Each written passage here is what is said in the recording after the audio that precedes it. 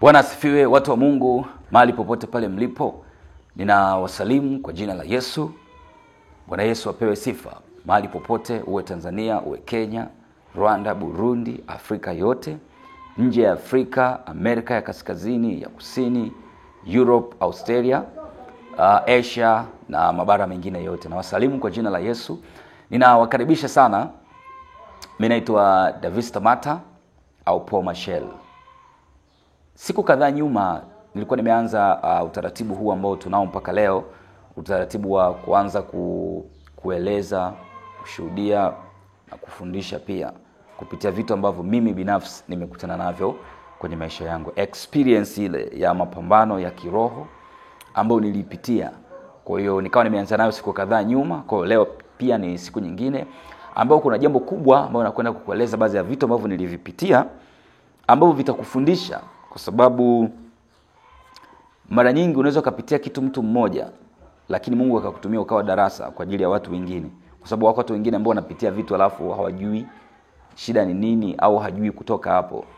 Umeelewa vizuri? Kwa hiyo Bwana asifiwe. Tuendelee kuwa pamoja. Kwa hiyo sasa nitaeleza tukio moja. Tukio ambalo kwa sababu Biblia inasema kwamba shetani ni mwizi.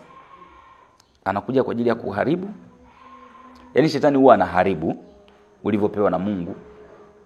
Wakati mwingine anaweza akaiba. Anaweza asiharibu ila akaiba. Kuharibu ni ile amehakikisha ameharibu vitu vyako ulivyopewa ili usivitumie, visitumike. Wakati mwingine anaweza akakuibia, akikuibia manake anaenda kumpa mtu mwingine anatumika. Wakati mwingine huwa anaua, maana shetani ni muuaji pia. Kwa hiyo nitakueleza tukio moja. Tutakaa kipande cha kuiba, wizi, shetani namna ambavyo alifanya wizi kwangu. Wizi wa vitu vya kimungu ambavyo Mungu alikuwa amenipa. Sasa siku moja mimi Mungu amenipa neema, mimi nasema neema ya kupata yale macho ya rohoni. Maana sio Wakristo wote au watu wote wana macho ya rohoni. Hiyo ni neema. Ni neema kubwa ambayo pia mimi namshukuru Mungu kwa sababu neema hiyo inanitofautisha na watu wengine. Kujua kitu fulani huwezi kujivuna kwamba ni akili yako au uwezo wako, hapana. Isipokuwa Mungu amekupa hiyo neema, lakini wengi wanapotezaga hizo neema wao wenyewe. Kwa sasa siku moja nilikuwa na safari. Hiyo sio maono, yani iko kawaida. Nipo zangu kwenye basi natoka mkoa mmoja kwenda mkoa mwingine. Nilikuwa nimekaa pale nikapitwa na usingizi. Nilipopitwa na usingizi nikaota ndoto pale. Nikapata ile maono, nikajiona niko kwenye nyumba. Afu ile nyumba niko pale, nikao kuna mtu ninamfahamu. Lakini nikiwa pale, nilikuwa nipo kwenye nyumba nimekaa, alafu mtu ninayemfahamu yuko kwa pembeni yangu hapa, mbele yangu hapa, namfahamu. Lakini pale nilipokuwa nimekaa nilikuwa nimeshika begi langu. Alafu kuna vitu nikawa kama vile napanga kwenye begi. Katika ulimwengu wa roho, ukiota begi, yani kwa mfano kama sisi au mtu yote mwenye aliyekaa kwenye utumishi, ukiona begi maana yake Mungu anakuonesha vitu vyako vya kihuduma. Ndio maana ukiona begi, mara nyingi vitu vyako vya kihuduma inawakilisha begi. Kwa sasa begi mle ndani maana yake vimekaa vitu vya kihuduma. Ni kama vile wote ndoto sio ulikuwa na begi, uone limeibiwa, ujue vitu vyako vya kihuduma vimeibiwa. Au begi lako umeona limechomwa moto au limefanya kitu fulani, au amechukua mtu mwingine, ujue vimechukuliwa. Sasa wakati niko pale nikawa nimefungua lile begi. Nikawa kama vile ninapanga vitu. Sasa wakati napanga vile vitu, kuna mtu ambaye alikuwa jirani yangu hapa ambaye nimekuambia namfahamu. Sitakutajia ni nani. Lakini nikashangaa wakati nimeinama hivi, natoa vile vitu napanga. Nikaona akachukua mkono wake ile, nilikuwa kuna shuka, nilikuwa napanga shuka na nini. Katika ulimwengu wa kawaida kwenye begi unaweza kuona kama vile vitu sio umeweka kama shuka, nguo fulani, lakini hizo ndio zina maana vitu vyako vya kimungu ambavyo Mungu amekupa, ndio umeviweka huko kwenye begi. Kwa wakati natoa vitu napanga pale, huyo alikuwa amekaa hapa. Nikaona akanyakua. Unajua kusema kitu kunyakua ni kama Biblia inavyosema unyakuo. Unyakuo ni tendo la haraka, yani chap. Kwa hiyo nikaona akapeleka mkono akanyakua shuka yangu moja pale. Alivyonyakua ile shuka, sasa mimi nimekaa hivi nimeinama hivi, lakini akanyakua ni kwa wizi, yani nimekaa hapa ananiibia. Yeye kwa sababu nimeinamisha macho chini hapa, alihisi labda sitaona. Lakini akanyakua kwa speed ya haraka. Yaani ni sekunde pap. Lakini nikaweza kuona pale pale kwenye ile ndoto, nikaweza kuona. Nilivyonyakua ile shuka, nikastuka kwenye yale maono. Nikapewa taarifa kwamba vitu vyangu vya kihuduma huyu ambaye nimemuona hapa ameniibia. Lakini muda ule nilikuwa bado sijaelewa maana yake nini. Nilivyopewa, basi nikaomba, kwa sababu mara nyingi ikitokea ishara kama hiyo au maono hivyo, mara nyingi watu tunafanya, kuna maombi ambao watu tunafanyaga maombi ya kuairisha ule uharibifu usitokee, lakini maombi ya kurejesha vile vitu visitokee. Lakini ukiona kitu kimeshachukuliwa, maana kama adui ameshafanikiwa tayari, ameshakichukua. Kwa hiyo na hajakichukua siku hiyo ambako unapewa maono, ila ameshachukua. Kwa Mungu anakupa ujumbe, umeibiwa. Ndivyo ambavyo ikatokea. So katika ile safari nikawa nimefika. Nilipofika basi nikawa ningefika nyumbani, nikawa nimekaa nimepumzika, nikawa nimelala. Nilivyolala nikaletewa maono. Roho Mtakatifu akasema na mimi. Roho Mtakatifu ana njia nyingi za kusema na watu. Dunia hii usipokuwa na Roho Mtakatifu, yani wewe umeisha. Kwa sababu Roho Mtakatifu anakusaidia kushinda dhambi, anakusaidia kurejesha vitu vyako, yani taarifa zote. Yani yeye ndiye uunganiko kati ya wewe na Mungu Baba. Roho Mtakatifu, mbingu zinaungana na wewe kupitia Roho Mtakatifu. Sasa siku hiyo nimelala pale nyumbani, Mungu akanipa ujumbe juu ya lile jambo moja. Aliponipa ule ujumbe nikajikuta nalia kwenye ile ndoto. Lakini nalia mbele za Mungu. Nalia nalalamika mbele za Mungu. Nasema hivi, Mungu, yule mtu amekataa kunirudishia vitu vyangu. Sikiliza kwa umakini. Ninalia mbele za Mungu. Namwambia hivi, Mungu, yule mtu amekataa kunirudishia vitu vyangu. Nikatoka kwenye ile ndoto. Pale nilikuwa nimeshaelewa, ukiota ndoto ya namna hiyo, labda na wewe nikuelekeze kama hujui. Ukiona umeota ndoto, kwenye ile ndoto ulikuwa unalia, alafu kwenye kulia kuna vitu fulani ulikuwa unaviongea, unatakiwa ukiamka sekunde ile ile, dakika ile ile, fanya kama ambavyo ulikuwa umeota. Kwa mimi, kwa sababu nilikuwa nimeshajua, nikajua Mungu kanipa hapa, nimwambie Mungu, niombe kama nilivyoota. Kwa basi na mimi nikaamka pale, nikaanza kuomba vile vile, kwa kulia, kwa kujigalagaza chini. Nikilia, nalia kabisa na machozi kabisa kafikia tu, kwa sababu ukiwa rohoni na ukiwa unampenda Mungu na unapenda vitu alivyokupa Mungu, kwa sababu vile ndo maisha. Nikaanza kuomba vile tena kwa kulia kabisa na kwa kulalamika mbele za Mungu. Nikamwambia Mungu, yule mtu ambaye nikamwambia Mungu amekataa kunipa vitu vyangu. Amekataa kunipa vitu vyangu. Kwa nalia, Mungu nisaidie Mungu. Yaani maombi ya namna hiyo. Sasa maombi ya namna hii, Biblia inasema kwamba Roho Mtakatifu utusaidia kuomba, tena kuomba kwa kuugua. Maana yake ni hivi, kuna wakati aina ya vita, aina ya mashambulizi, unaweza ukawa wewe hujui jinsi ya kuomba. Kwa sababu Roho Mtakatifu anatusaidia mpaka kuomba. Kwa hiyo ile ukiona hivyo, maana yake unapewa taarifa kwamba omba hivi. Usiombe kwa staili nyingine, ila omba hivi, Mungu ndo anajibu. Na pale maana yake Mungu yuko tayari kujibu kile ambacho unakiomba. Dakika hiyo, sekunde hiyo hiyo. Na maombi haya au maombi yoyote unapopewa taarifa omba. Au Mungu amekupa taarifa, fanya kitu fulani. Umeamka usiku wa manane, omba sekunde ile ile. Usipoteze dakika hata moja. Kwa sababu anavyokuambia uombe, maana yake yeye Mungu uwepo wake, msaada wake waga umekuja wakati huo. Kwa hiyo uombe kwa wakati, na ukiomba unapokea wakati huo. Ukichelewa kuomba, maana yake Mungu kwanza anakuona umempuuza. Kwa hiyo ataondoka ule msaada, unaweza kawepo lakini sio muda huo. Unaweza ukaja ukatumia nguvu nyingi zaidi na siku nyingi zaidi kuomba lile jambo likaweza kurejea tena. Lakini ukiomba ukifuata utaratibu ule ule ambao umepewa Roho Mtakatifu kasema hivi na wewe ukafanya vile, manake ni chap, msaada wako na vilivyopotea vinarudi wakati huo. Kwa hiyo sasa nilivyoomba baadaye nikaendelea kulala. Kwa nilivyolala baadaye nikapewa maono. Nikaona maono. Nikajiona niko pale pale ndani. Nikaona niko na vitu, nikaona napewa vitu vingi. Vitu zaidi ya 7, yani vitu vingi sana. Vina mfano kama vile wa vyombo fulani, lakini ni vipya vizuri yani. Ukiona unapewa kitu katika ulimwengu wa roho, vyombo, yani maana yake, yani Mungu anapokupa kitu huwa anakileta kwa njia nyingi.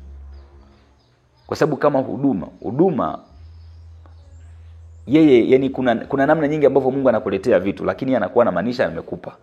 Unaweza kawaza huduma labda ya kichungaji, kama huduma ya kichungaji iliibiwa. Ukasema sasa labda si ningetaka nione kondoo wanarudi? Hamna, Mungu ana njia nyingi za kurejesha. Au mtu muimbaji, labda asema sasa aone gitaa ndo zinarudi, nimepokea gitaa, hiyo ni kitu kingine.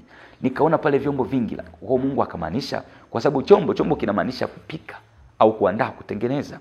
Kwa huduma tafsiri yake ziko hivyo. Kwa hiyo nikapewa vile vitu vingi, nikaona vipokea, ninavipanga. Tafsiri yake ni hivi. Yule mtu ambaye alikuwa amefanyaje? Ameiba vile vitu. Ukumbuke nimekwambia ni mtu ambaye mimi ninamfahamu. Alikuwa ameiba. Ina maana ni mchawi. Mmenipata vizuri? Ni mchawi. Akawa ameiba vile vitu.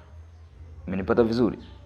Kwa hiyo kurejeshewa maana yake sasa Mungu akaniambia Mungu amevirejesha. Kwa maana yake nini? Yule mtu alikuwa amevizuia. Alivyovizuia katika ulimwengu wa roho, maana yake alikuwa anataka vitumike sehemu nyingine au visitumike. Mmenipata vizuri? Kwa nilivyoomba vikawa vimefanyaje? Vikawa vimerejea. Ni sawa na neno linasema, ukisoma Yohana Mtakatifu sura ya 10 mstari wa 10, neno linasema kwamba mwivi haji ila aibe na kuchinja na kuharibu. Mimi nalikuja ili wawe na uzima, kisha wawe na hotele.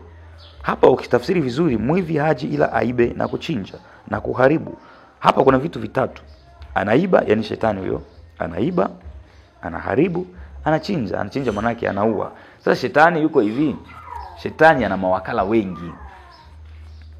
Shetani ni kama Mungu anafanya kazi na watu ambao ni watumishi, lakini shetani anafanya kazi na watu pia. Kwa hiyo wako wachungaji wachawi ambao shetani anafanya nao kazi.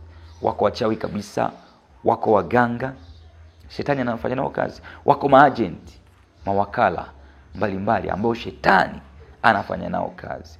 Kwa hiyo mwana wa Mungu, mimi nilipata neema ya kuweza kuona vitu vya rohoni. Kwa vitu vyangu vikarudi. Watu wengi najua hiyo neema pengine hawana. Unakuta mtu ameibiwa alafu hajui kinachoendelea. Sijajua kwako iko vipi kama uliwahi kuibiwa, kwa sababu nimesema mpaka uone au Mungu akufunulie. Na mpaka kukufunulia maana yake kuna sababu pia Mungu akufunulie ujue. Kwa hiyo ni vitu vya namna hiyo. Kwa shetani akataka kuiba vile vitu vyangu. Alikuwa ameiba ila Mungu akavirejesha. Kwa mwana wa Mungu unatakiwa kuwa macho. Na ili uyatimize au Mungu, ukiona mpaka Mungu ana upendo na wewe kiwango hiko, maana yake umeziacha njia zako mbaya. Umeamua kutii sheria na amri zake. Umekaa kwake Bwana Yesu. Na ndivyo ambavyo Mungu anakutaka uwe. Watu wengi ulimwenguni, duniani, wamepoteza vitu vya kimungu. Au vitu vya kimungu kwao vimeibiwa, alafu wanatumia watu wengine. Kwa sababu gani? Wako nje ya mfumo wa kimungu. Ni kama hizi taarifa hizi, ni kama kupata ndoto, kupata maono. Hizi ni taarifa za kila Mkristo anatakiwa apate. Viwango vya kuona vitatofautiana kulingana na neema na kazi au jukumu ambalo Mungu amempa mtu. Kwa sababu maono ambayo anaweza akaona mtumishi ni tofauti na mtu wa kawaida.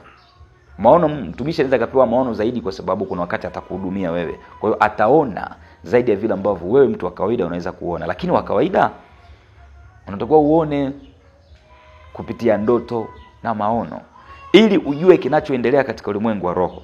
Tafsiri ya haraka, ukiona hauoti ndoto, ujue wewe kiroho umekufa. Yaani wewe huna mahusiano na Mungu hata kama umo kanisani. Au kuna namna fulani hujakaa vizuri na Mungu. Yaani Mungu hana ushirika na wewe sana. Ukiona hupati taarifa yoyote. Kwa sababu mtu yote lazima aote. Mwilini unaweza kujiona uko sawa, lakini kumbe hamna. Kuna vitu haviko sawa. Penda kuuliza jambo moja. Mungu, ni kitu gani ninachokifanya ambacho haukipendi, ambacho kinaharibu mahusiano yangu na wewe? Ukipenda fanya maombi ya kufunga, uliza hiyo kitu. Uliza zaidi ya mara moja. Mungu anakupenda na atakufunulia.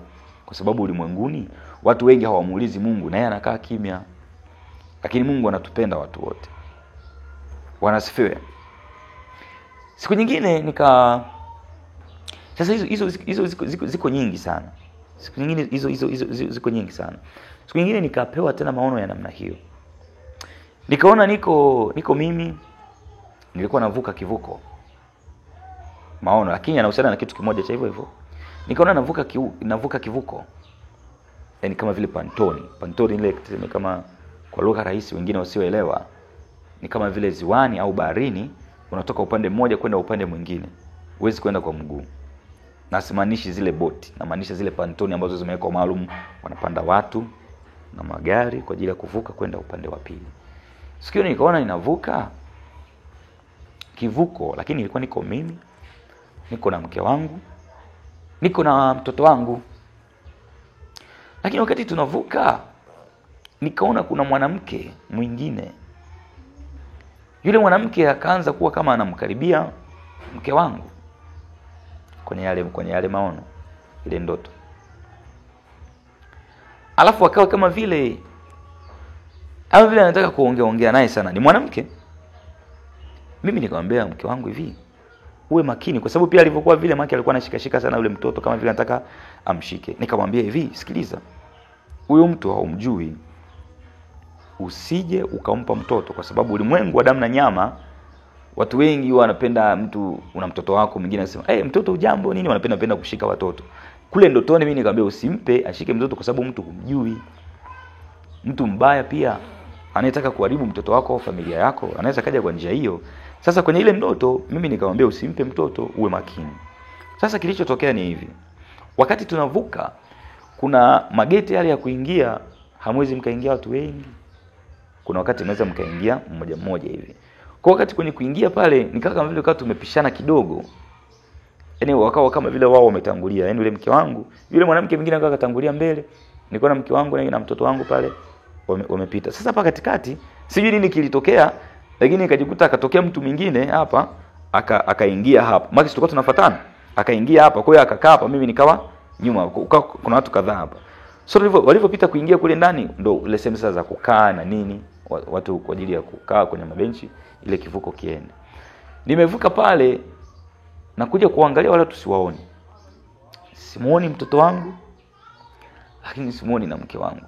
Nikaanza kuwatafuta kwenye kile kivuko. Nikaangalia sehemu ya kwanza sijawaona. Nikaenda sehemu kule kama vile kuna kantini wanauza chakula. Nikaangalia sijamuona. Nikatafuta sijamuona, nikatoka kwenye ile ndoto. Nilivyotoka nikapewa habari kwamba yule mwanamke niliyemuona, kwa sababu mwanamke kibiblia ina tafsiri hizi mbili. Yule mwanamke anawakilisha kanisa au mtumishi. Mtoto wangu katika ulimwengu wa roho, Mkristo mwenye huduma, ukiona mtoto mara nyingi anawakilisha huduma yako. Mtoto anawakilisha huduma yako. Sio mara zote anawakilisha huduma. Kuna wakati Mungu anakupa taarifa juu ya mtoto wako halisi wa damu na nyama. Lakini kuna namna mimi nishagaelewa kwamba nikielezwa, nikiona mtoto kaja kwa staili fulani, najua hii ni huduma. Najua hii ni mtoto kawaida, ni kwa maana Mungu ananipa taarifa kwa mtoto wangu kuna jambo litatokea. Kwa hiyo nilikansel pale. Kwa pale nikapewa taarifa kwamba huduma yangu imeibiwa. Na huyu mke manake aliwakilisha sio mke, aliwakilishwa kanisa. Kanisa, tukisema kanisa kwa upande nilivyoibiwa mimi pale. Kanisa ni ile habari ya mimi kuwa karibu na Mungu. mke wangu pale akawakilisha kama kanisa. Alafu kumbuke mwanamke mwingine ndo ameiba mke na mtoto wangu. Kwa ina maana habari ya kanisani mimi ikaibiwa. Alafu na huduma yangu ikaibiwa, ambao ndo yule mtoto. Kwa baada pale nikapewa information, natakuwa nifanye maombi ya kurejesha huduma yangu na kanisa ambalo limeibiwa kwangu. Kwa maana ile mfumo na system yote ya kuabudu na nini, yani kifupi kuwa karibu na Mungu, vikao vimeibiwa. Ukumbuke tafsiri ya mwanamke ina tafsiri mbili, kanisa na huduma. Huyu aliyeiba ambaye nilikwambia ni mwanamke. Kwa ina maana huyu mwanamke aliwakilisha mtumishi. Kwa mtumishi ina maana tafsiri yake ni hivi: katika ulimwengu wa damu na nyama wako watumishi masehemu mbalimbali, makanisani, nje ya kanisa, lakini wengine hawapo katika mfumo wa kimungu. Na shetani sana anaiba vipawa vya watu wa Mungu walioko makanisani kupitia hao watumishi. Kwa ule wizi ukawa umefanyika vile. So after pale kafanyika maombi ya urejesho kwa ajili ya kurejesha, na vitu waga vinarudi. Kwa sasa maono mengine nikaona, taarifa nyingine nikaona. Na hii ukiota ndoto, hakuna ndoto ambayo haina maana. Uwe makini sana na ndoto, na uwe na daftari lako. Yani utafute daftari. Kila ndoto unayoota, mtu wa Mungu, wewe unaandika. Na ukiota usiku ule uamke uandike. Usiseme utaandika asubuhi utasahau ndoto. Shetani waga anasahaulisha ndoto. Umenipata vizuri? Sasa maono mengine nikaona, ujumbe pia wa kwako huu. Nikaona nilikuwa natembea. Kufika mbele, lakini ya maono nimepewa kama siku mbili hivi nyuma. Lakini ni ujumbe ambao Mungu alisema niulete kwako. Nikaona nilikuwa ninatembea. Mbele nikakutana njia hizi mbili, moja kulia, moja kushoto. Wakati niko pale kwenye ile maono, fika pale nikasema vipi hapa? Nikajikuta nimeenda njia ya kushoto. Lakini wakati naenda njia ya kushoto, nikawa naona kuna walevi, kuna wazinzi. Yani kuna watu fulani wengi, yani wale walioko nje ya mfumo wa nani? Nje ya mfumo wa Mungu, watenda dhambi. Hii njia. Wakati sasa nimeenda nikasema, mbona hii njia ina watu wa aina hii tu peke yake? Nikasema hamna, nikagairi, nikarudi. Nilivyofika hapa, wakati nataka kuanza huku kwenda njia ya kulia, nikasikia naambiwa Yesu anakaribia kurudi. Yesu anakaribia kurudi. Kwa hiyo uende ukawaambie watu watubu, waache dhambi, wamrejee Bwana, maana anakaribia kurudi. Mimi ile kwenda hivi manake ilikuwa ni njia yangu ya zamani. Ile kwenda kushoto. Mtu yote kabla hujaokoka, hata wewe kama hujaokoka, wewe njia yako ni ya kushoto. Utake usitake, kama hujaokoka, kwa sababu hakuna uzima wa rohoni wala mwilini nje ya Yesu. Mwilini unaweza kujiona uko sawa, mimi niko vizuri, sijui nini, mbona hakuna. Kwa sababu Biblia inasema kwamba yeye ndiyo njia ya kweli na uzima. Unaweza kuwa umejitahidi, wako watu wa imani nyingine wanajitahidi kwa akili zao na nguvu zao. Mimi sifanyi uzinzi, sifanyi nini, lakini yuko nje ya Yesu. Wewe bado njia yako ni ya kushoto. Kwa sababu yeye imeandikwa, yeye ndio njia ya kweli na uzima. Hakuna kitakacho kuunganisha wewe na mbingu isipokuwa ni yeye. Kwa hiyo hata kama umeacha vitu vyote, unatoaga msaada kiasi gani, unatoa mabilioni na mabilioni, hautendi dhambi, yani uko vizuri nini, kama hauko hujamkubali Yesu, wewe uko nje ya mfumo na motoni utakwenda. Kwa sababu Mungu anaangalia neno lake, amesema hakuna atupatanishaye isipokuwa ni yeye Yesu. Kwa hiyo hauko salama mtu ambaye uko nje ya mfumo wa Mungu. Ile ilikuwa njia yangu ya zamani. Maisha nilikuwa nasema kwamba mtu yeyote ambaye hujaokoka vizuri, hujakaa vizuri na Mungu, maana njia yako ni ya kushoto. So maisha yangu mimi nafikiri ya Wakristo wote, hakuna mtu ambaye amezaliwa kwenye wokovu. Wokovu waga tunaukuta, Mungu anatuletea, na wokovu tu tofauti, Mungu anatuletea wenyewe. Kwa sababu na anatukuta mara nyingi tukiwa tupo kwenye nje ya mfumo. Kwa ile njia yangu ilikuwa ni ya zamani. Kwa na wewe ile njia ya kushoto kwako ni ya zamani, sasa kuna njia mpya. Njia ya kulia ambako Yesu anakaribia kurudi. Inawezekana ushasikia sana watumishi wengi wakihubiri Yesu anarudi, Yesu anarudi, Yesu anarudi. Lakini unaweza ukatafsiri kibinadamu ukasema mbona harudi yeye? Ukisoma vizuri sana baadhi ya maandiko utasema hivi, itakapofikia hatua akasema kila sikio la mwanadamu aliyoko chini ya dunia hii, yani maana yake watu wote ulimwenguni, masikio yote yakisikia injili ile ya Yesu, mwisho umekaribia. Kwa ukiona bado, ujue bado kuna masikio hayajasikia injili ya Bwana. Wako watu maporini, ziko nchi ambazo habari za Yesu zinakatazwa. Iko China, yako mataifa fulani ambayo habari za Yesu kanisa haziruhusiwi. Ziko nchi za Kiarabu, wako Waarabu wengi, kwa sababu Yesu, injili ni ya kila mtu, kila mwanadamu ni wa kwake, awe Mwarabu awe nani ni wa kwake. Sasa fikiria, wako Waarabu, nchi Ukristo umepigwa bani, hauruhusiwi. Na ndiyo maana usitafsiri lile wazo la kusema mbona kila siku tu inasemekana anarudi lakini harudi. Nimekupa hiyo na nini nyingine. Akasema hivi, dunia nzima watakaposikia injili, sikio yao yakasikia injili, ndiko ambako ule mwisho utakuwa umefika. Kwa maana yeye hawezi kuja kuhukumu ulimwengu wakati wengine hawajasikia injili yake. Bwana Yesu asifiwe. Kwa hiyo mtu wa Mungu, tubu dhambi, urithi ufalme wa Mungu. Yesu anakaribia. Kuokoka ni leo, sio kesho. Shetani waga anawafunga watu kwenye dhambi ili wasiokoke. Huwezi kuishinda dhambi kwa akili yako. Tafuta watumishi wa Mungu walio na Mungu wa kweli wakusaidie. Kama una kifungo, shetani amefunga watu kwenye uzinzi, kwenye uasherati, kwenye wizi na matukio mbalimbali ambayo ni dhambi, ambayo mtu huyu anaona kabisa mimi siwezi kutoka kwenye hii kitu. Kwa akili yako huwezi, lakini ukiwa na Yesu unaweza. Sisi watu wote, kwa mfano hata mimi nilikuwa mzinzi zamani, afu mimi nilikuwa naamini siwezi kuacha uzinzi. Ningekuwa sijaokoka, nilikuwa naamini siwezi kuacha uzinzi. Kwa nini? Maana nilikuwa naona ni kama vile, sababu shetani akikushika anashika ufahamu, akili na nafsi, anakuona hiki kitu huwezi kukiacha. Ndicho ambacho inawezekana na kwako ikawa hivyo. Unaweza kuwa unajua ni mbona hiki kitu siwezi kuacha, habari za Yesu ni za uongo, sijui nini. Hakuna, sio wewe huyo. Mtu halisi aliyeumbwa na Mungu, yani wewe hapo ulivyo, yule original. Mungu akisema kurejesha yule original toka mbinguni alivyokuumba, utajishangaa. Utasema kwa nini nilikuwa nafanya kitu hiki? Kwa nini nilikuwa nafanya kitu hiki? Kwa Yesu unapokoka, unapompa maisha, anakupa Roho Mtakatifu. Roho Mtakatifu anakufunulia una uwezo wa kushinda dhambi na kutambua mabaya na mema.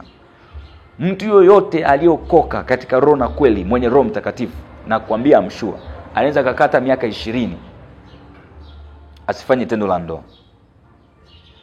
Kwa nini? Kwa sababu yuko na Roho Mtakatifu. Ukiwa na Roho Mtakatifu ndani, dhambi inakufa, hisia mbaya zinakufa, sijui vitu vyote vinakufa ndani. Ndio maana akasema hata atakapokuja kuhukumu ulimwengu na kuja kuwachukua watu wake, atawachukua wenye roho wake, ambao wenye Roho Mtakatifu. Ukiwa na Roho Mtakatifu ndio unaweza kuyashinda hayo. Ukiwa uko nje ya Roho Mtakatifu huwezi kuyashinda. Kama upo kanisani, unahisi una Roho Mtakatifu, unanena kwa lugha, au tu unajiamini mimi na Roho Mtakatifu, alafu una kifungo, una dhambi, wewe huyo roho sio roho kweli, ni roho adui, anakudanganya.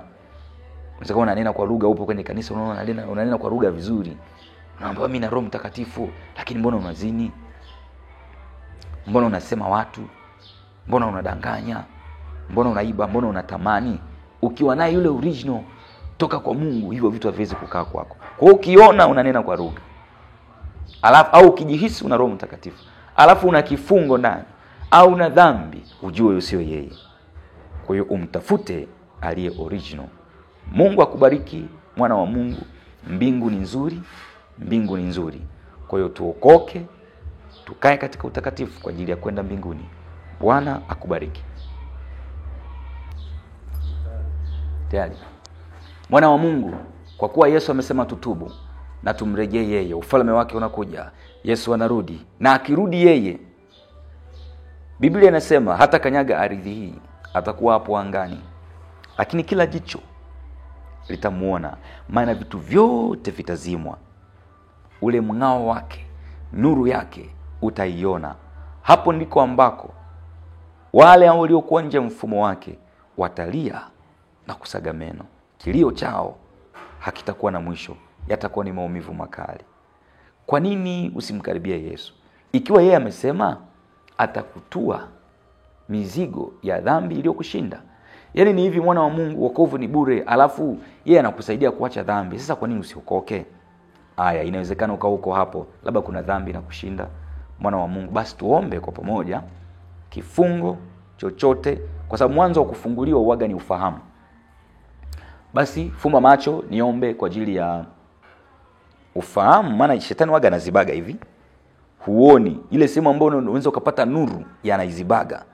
Anafumba macho yako. Unaweza kuwa unapita kila siku njia, kuna kanisa fulani dogo unalizalao, wewe unaenda kwenye makanisa yako makubwa.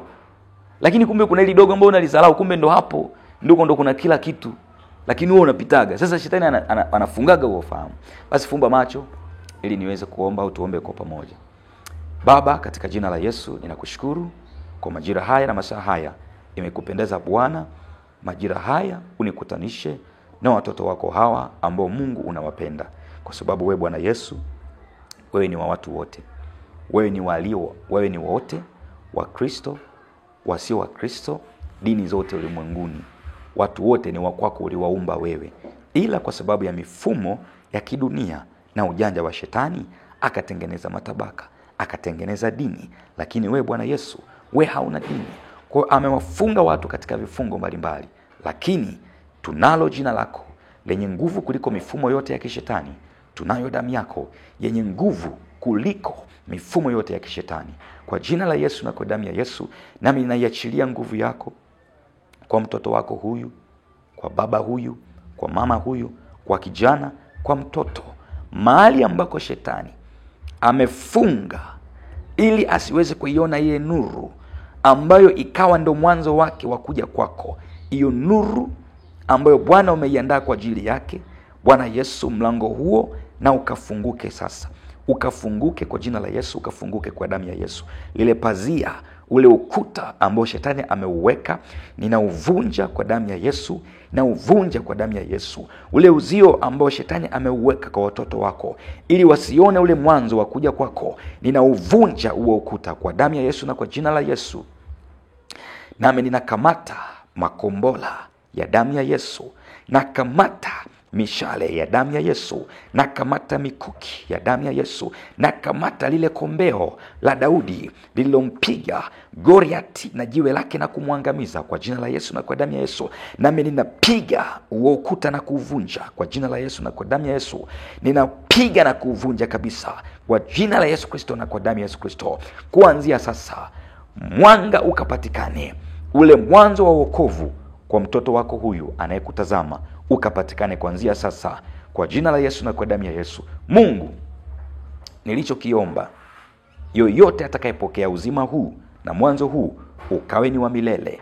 Isitokee akapokea alafu akaja akarudi nyuma, bali uzima huu ninaopanda Mungu ukawe ni wa milele. Asitokee akaja akarudi nyuma kwa jina la Yesu na kwa damu ya Yesu. Sante Mungu, kwa maana imeandikwa, tukiomba lolote kwa jina lako wewe Bwana Yesu utalitenda, ili Baba atukuzwe ndani ya Mwana. Na umesema tukiomba au tukiombewa tuamini tumepokea. Ninakushukuru kwa maana yote umeyatenda, kwa jina la Baba na la Mwana na la Roho Mtakatifu, katika jina la Yesu Kristo wa Nazareti aliye hai, Mungu wetu na Mwokozi wetu. Amen.